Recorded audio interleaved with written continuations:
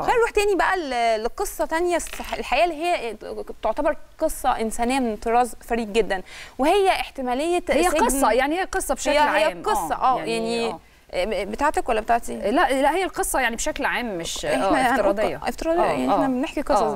دي حقيقيه بقى. هي احتماليه سجن بنت بتدعى إيرسون، ودي ناشطه سويديه لمده 6 شهور. البنت دي ممكن تتسجن لمده 6 شهور. ليه؟ بسبب ان هي قامت بتصوير فيديو يوم 23 يوليو الماضي من داخل احدى الطائرات في مطار جوتنبرج لاند فيتر. الفيديو ده وثقت فيه ترحيل لاجئ افغاني عمره 50 سنه بالقوه.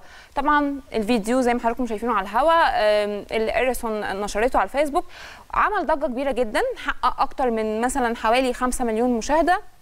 واللي حصل بقى بعد كده امر جميل الحقيقه. يعني ليه بقى؟ لانه تم حسم الموقف جدا بين إيرسون واحدى المضيفات وبعض المسافرين اللي كانوا موجودين على نفس الطائره، بان البنت ومعاها الراجل هبطوا من الطائره، نزلوا من الطياره.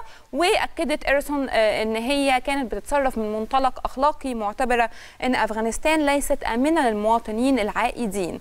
طبعا البنت دي بتواجه تهمه انتهاك قواعد المرور الجوي، ودي معرضه طبعا زي ما قلنا حضراتكم في الاول ان هو يحكم عليها بالسجن ل6 شهور. وعلى فكره دي موضوع مش سهل ابدا ان انت تمسك كاميرا موبايلك او حاجه وتصور حاجه زي دي.